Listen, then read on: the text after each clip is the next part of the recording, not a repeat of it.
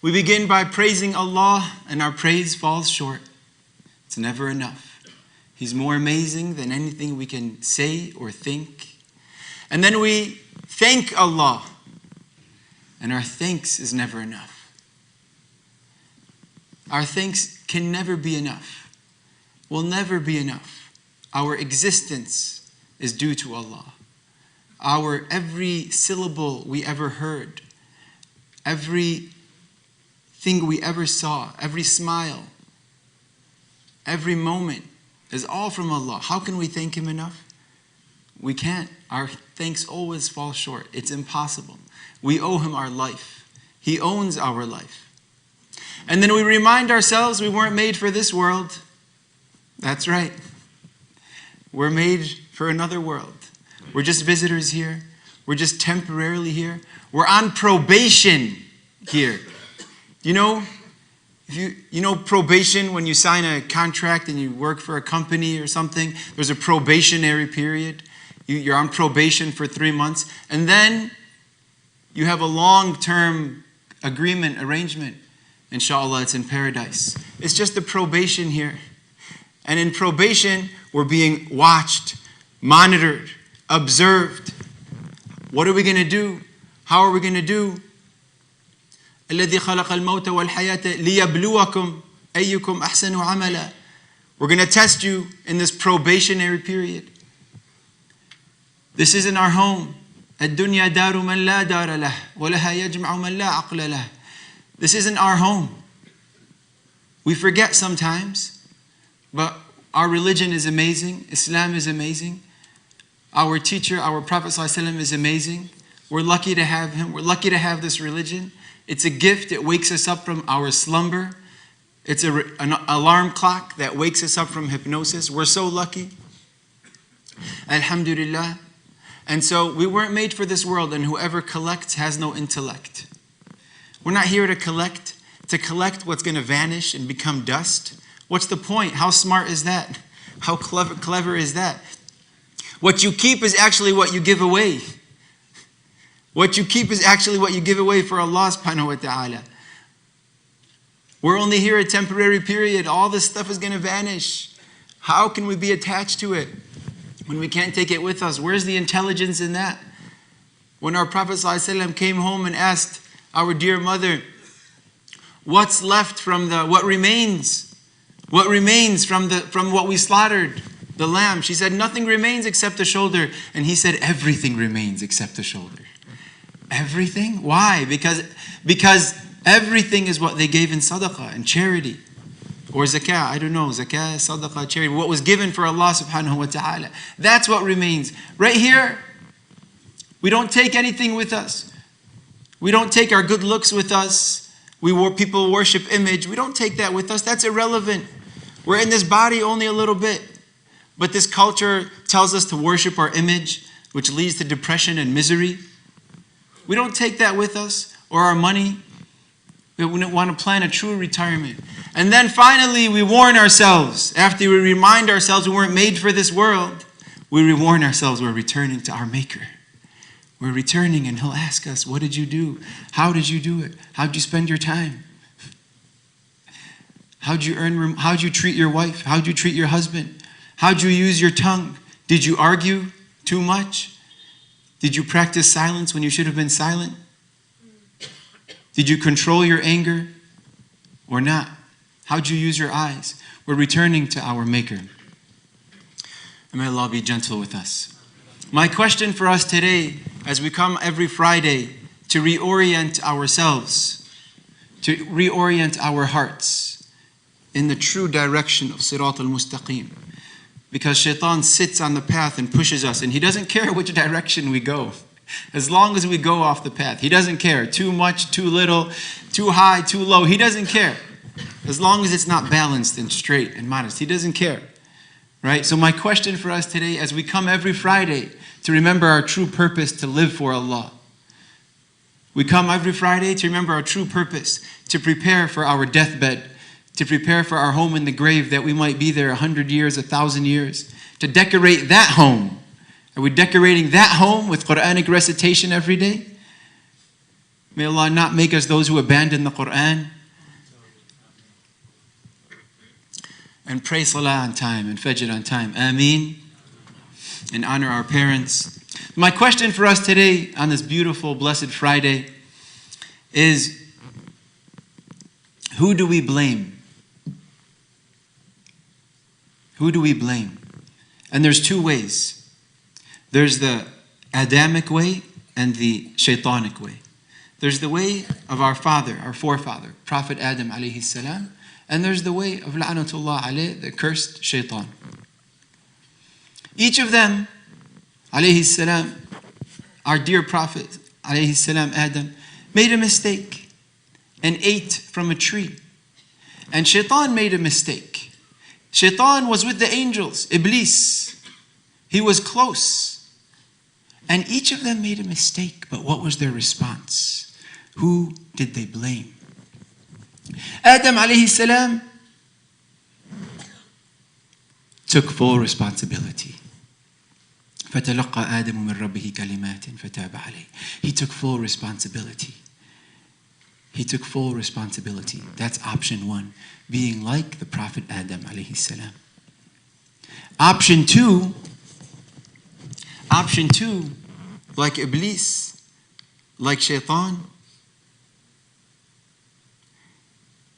said, قَالَ فَبِمَا أَغْوَيْتَنِي لَأَقْعُدَنَّ لَهُمْ صِرَاطَكَ الْمُسْتَقِيمِ. Because you have sent me astray, I will sit and wait against them, the human beings, on your straight way. Because you have sent me astray, I will sit and wait against them on your straight way. And so Shaitan blamed Allah, as you sent me astray. And so we turn to ourselves, as this life is difficult. People can be annoying. People are annoying, and that's by design. Allah designed us to be annoying to each other, to be a challenge to each other, to be difficult to each other. Husband, wife, mother, father, son, brother, sister, colleague. Allah subhanahu wa ta'ala says, وَجَعَلْنَا بَعْضَكُمْ لِبَعْضٍ فِتْنَةً أَتَصْبِرُونَ وَكَانَ رَبُّكَ بَصِيرًا. Allah says we made you to each other a difficulty, a challenge, heaviness, annoying. Are you going to be patient? And so this is going to happen. And who are we going to blame? Are we going to blame ourselves? Or are we going to blame others? Because today, Shaitan comes to every generation and convinces them of different lies. A long time ago, we all know, 1400, 1500 years ago, he came to the Arabs of Arabia and he said, bury your daughter alive and you are an honorable man. That's a big lie. What lie is he lying to us today?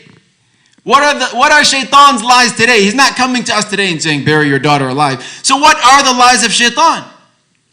What's he lying to us today? And they're different lies. There are lies of worshiping freedom. Worshiping freedom, in other words, fulfill all your desires. There's the lies of I'm entitled to perfection.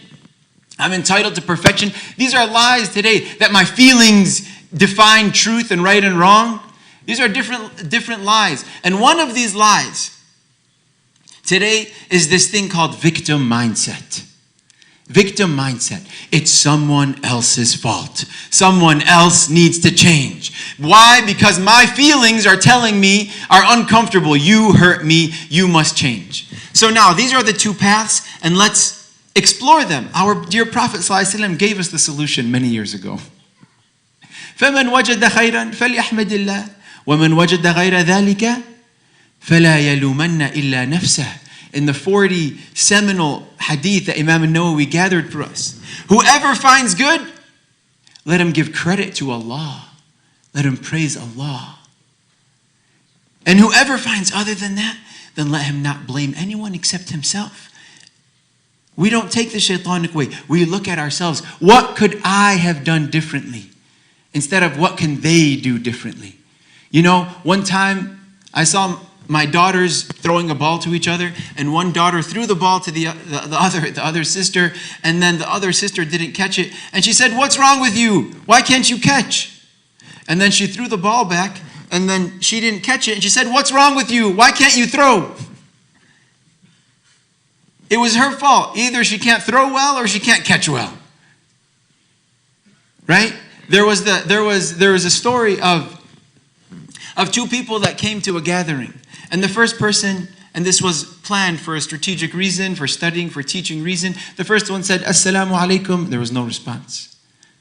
Assalamu alaikum, no response. Assalamu alaikum, no response. And we know in our religion, it's a obligation on the community to take care of the hearts of the individual, and someone must say alaikum assalam or everyone gets a sin. Right? Because we don't leave our brothers hanging. So then none of them said alaikum assalam, and the man said, what's wrong with you guys? What's wrong? Don't you know in our religion we say alaikum assalam? What's wrong with you guys? Another man came, assalamu alaikum, no response. Assalamu alaikum, no response. Assalamu alaikum, no response. Is everything okay? Did I do anything wrong? Forgive me. Did I hurt you guys? I'm sorry. Did I do anything wrong? I'm sorry. Both circumstances are the same. But one is blaming others. One is taking full responsibility. And these are the two paths. And if someone, now look at this, if someone blames others, externalizes fault and blame, you know what happens? Is they close the door of Tawbah. It's not my fault. I can't do anything different. It's not my fault. They close the door of Tawbah on themselves. On themselves, they close the door of Tawbah.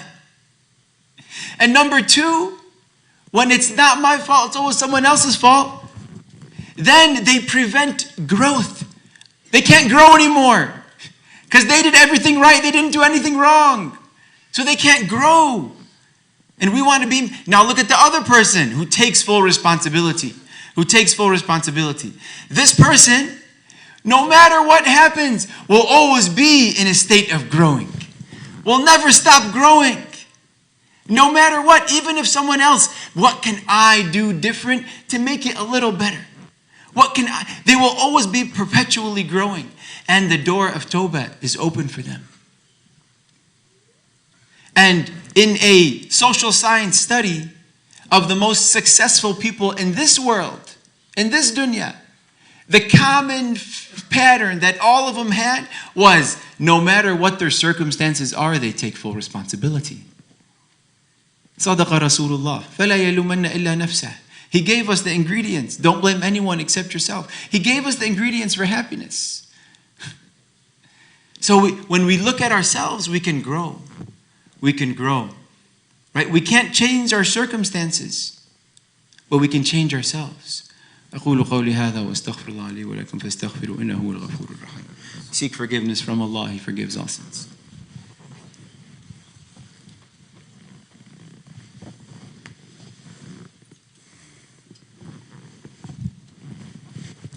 Alhamdulillah, alhamdulillah, alhamdulillah, alhamdulillah, alhamdulillah, wassalatu wassalamu ala rasulillah. You know, this applies no matter what circumstance we're in. Maybe it's in the basketball game.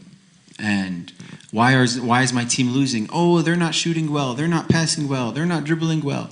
Well, look at ourselves. Maybe I can play better to help my teammates perform better. In our marriages, in our relationships, is it always my wife's fault? Always my wife's fault? Always my wife's fault? Or always my husband's fault? Always my husband's fault? Always my husband's fault? What can I do different to bring out gentleness, to bring out beauty from the other person? How can I be a little more gentle so I don't push the other person's buttons? Yes, maybe they reacted in an unacceptable manner, but what can I do different? It applies at work. It applies with your siblings, applies with your parents, applies in all relationships. It applies at work. So we look inwardly. And I leave us all with this concept. Bismillah. It's called sacred monotony. Sacred monotony. It's a beautiful idea. Monotony, it has this connotation of being negative, boring, right?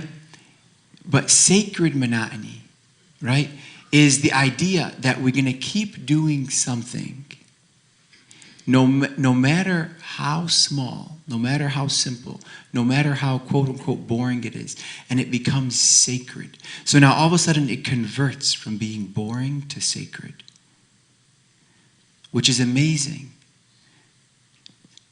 We don't need motivation. We need discipline. Motivation is temporary. Discipline is forever.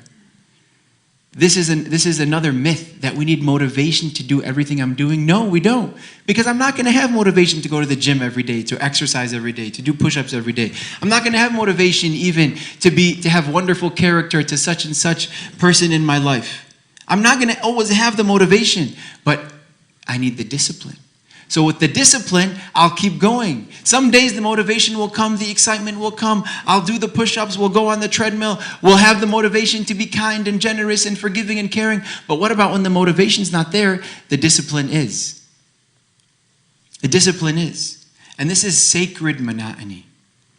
And it's a beautiful concept that we reintroduce in our lives, which has a holistic healing.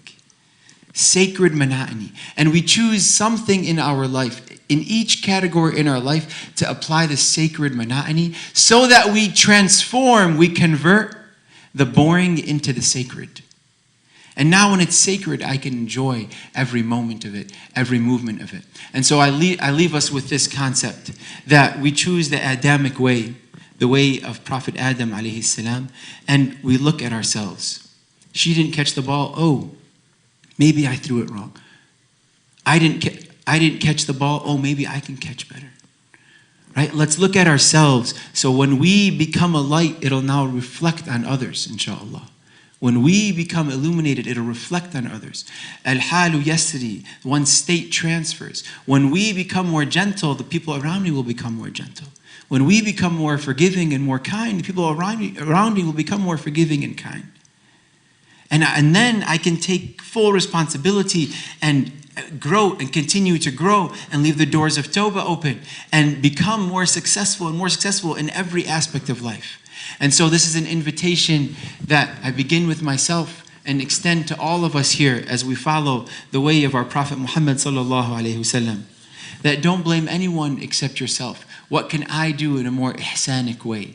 In a more beautiful way, in a more excellent way, in a more refined way, so that we can be the solutions in the world. We can be the cure in the world. We can be the healing in the world. We can be the knowledge in the world. We can be the light in the world. We can be the beauty in the world. And when people are heavy with us, we can be light with them. And then we can bring out that beauty in others, right? And this is our way. This is our way. This is the way of Islam. This is the way of the Muhammadan way, sallallahu alayhi wasallam. May Allah subhanahu wa ta'ala give us victory over our own selves. إن الله وملائكته يصلون على النبي يا أيها الذين آمنوا صلوا عليه وسلموا تسليما اللهم صل على سيدنا محمد وعلى آل سيدنا محمد كما صليت على سيدنا إبراهيم وعلى آل سيدنا إبراهيم في العالمين إنك حميد مجيد اللهم اغفر للمسلمين والمسلمات والمؤمنين والمؤمنات يا مقلب القلوب ثبت قلوبنا على دينك لا إله إلا أنت سبحانك إنا كنا من الظالمين Oh Allah, don't deprive us of the good that you have because of the bad that we may do. Oh Allah, protect us from the harms of our own mistakes and our own sins and our own actions. Oh Allah, cleanse our hearts gently and beautifully and make our hearts pure and our character pure. Oh Allah, we ask you to give us victory over our own selves. Oh Allah, we ask you to take care of our brothers and sisters in all parts of the world. Ya Allah, we can't help them, Ya Allah. We extend our dua to them, we extend our charity to them, we extend our sadaqah to them, to Libya and to Morocco and to every place. And we send those donations and we send those dua, but victories from yours, Ya Allah. Ya Allah, we don't reject the qadar, we don't reject what you do, Ya Allah. Ya Allah, we take full accountability, Ya Allah. Ya Allah, Ya Allah, we ask you for your forgiveness. As we traverse this journey of life, Ya Allah, we ask you to be gentle with us, Ya Allah. رَبَّنَا آتِنَا فِي الدُّنْيَا حَسَنَةً وَفِي الْآخِرَةِ حَسَنَةً وَقِنَا عَذَابَ النَّارِ Ya Allah, protect us from the lies of shaitan. Ya Allah, protect us from the lies of shaitan, from the dupery of the devil. Ya Allah, don't let us be attached to this temporary dunya, Ya Allah. Don't let us be attached to this world, Ya Allah. Help us enjoy your closeness, Ya Allah. Help us enjoy your sweet presence, Ya Allah. Help us enjoy and practice sacred monotony.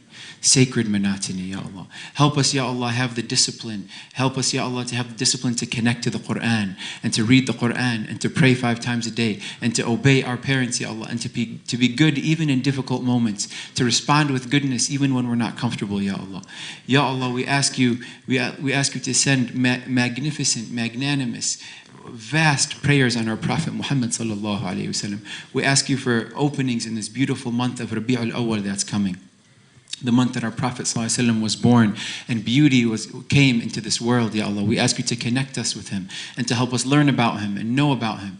Ya Allah, we ask you to protect our teachers and our scholars and to give them victory. Ameen, ameen, ameen, ameen. And we ask you for everything good that our dear Prophet ﷺ asked you for. And we seek protection from every harm that he sought protection from. Ameen, ameen. Subhanallah.